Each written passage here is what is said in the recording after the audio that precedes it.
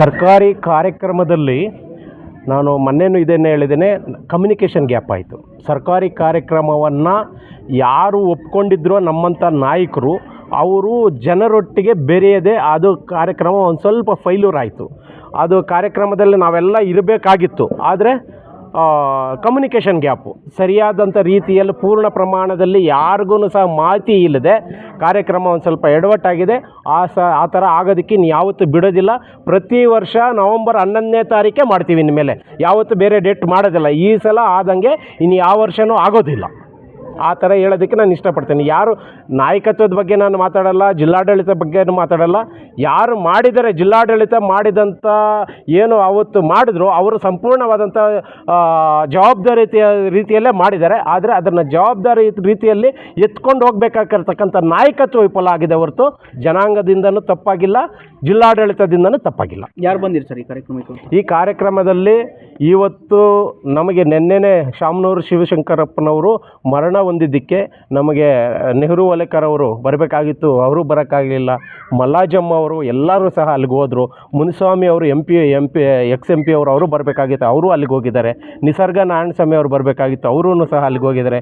HK Kumaraswamy ಅವರು ಬರಬೇಕಾಗಿತ್ತು, ಅವರು ಹೋಗಿದ್ದಾರೆ.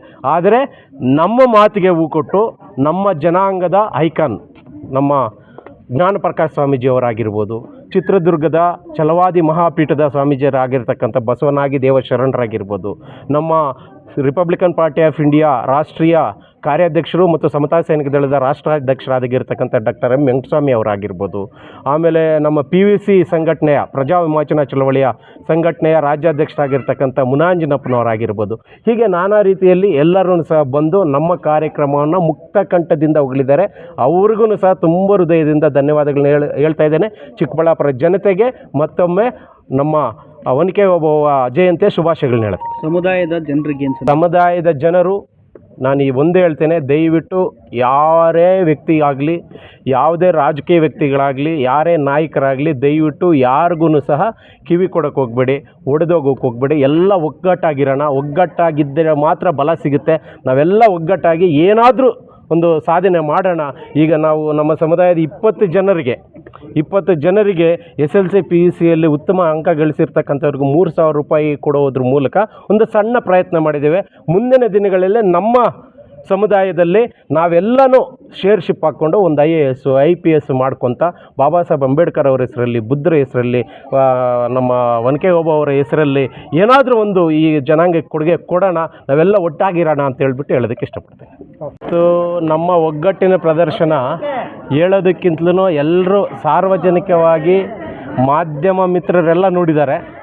ಭಾಳ ಖುಷಿ ಆಯಿತು ನಮಗಂತೂ. ಈ ನಾವು ಬಲಗೈ ಜಾತಿಗಳ ಒಕ್ಕೂಟದ ವತಿಯಿಂದ ಇವತ್ತು ಮಾಡಿದ್ದೀವಿ. ಎಲ್ಲರೂ ಯುವಕರಾಗಿರ್ಬೋದು, ಮಹಿಳೆಯರಾಗಿರ್ಬೋದು, ಹಿರಿಯರಾಗಿರ್ಬೋದು, ನಮಗೆ ಇಲ್ಲಿ ಈ ಛಲವಾದಿ ಸಂಘಟನೆಗೆ ಪುನಾದಿ ಹಾಕಿದಂಥ AD ಹಾಲಪ್ಪನವ್ರನ್ನ ನಾವು ಇವತ್ತು ನೆನೆಸ್ಕೊಂಡಿದ್ದೇವೆ.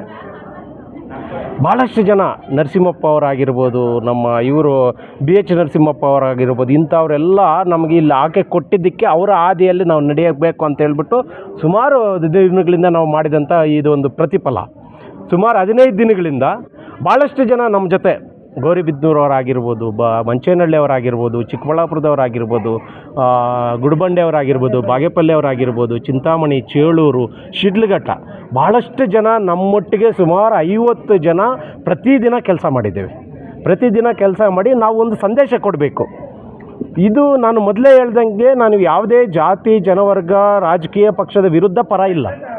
ನಮ್ಮ ಛಲವಾದಿ ಸಂಘಟನೆಯ ಬಲಗೈ ಜಾತಿಗಳ ಒಕ್ಕೂಟದ ವತಿಯಿಂದ ಮಾಡ್ತಾ ಇರ್ತಕ್ಕಂಥದ್ದು ನಮ್ಮ ಹೆಣ್ಣು ಮಗಳಿಗೆ, ಈ ನಾಡಿನ ಹೆಮ್ಮೆಯ ಪುತ್ರಿ ನಮ್ಮ ಹೆಣ್ಣು ಮಗಳಿಗೆ ಒಂದು ಗೌರವವನ್ನು ಸಮರ್ಪಣೆ ಮಾಡಬೇಕು ಅಂತ ಹೇಳ್ಬಿಟ್ಟು ನಾವು ಮಾಡಿದಂಥ ಒಂದು ಈ ಸಣ್ಣ ಪ್ರಯತ್ನ ಭಾಳ ಅಭೂತಪೂರ್ವವಾದಂಥ ಯಶಸ್ಸು ಕಾಣಿದೆ.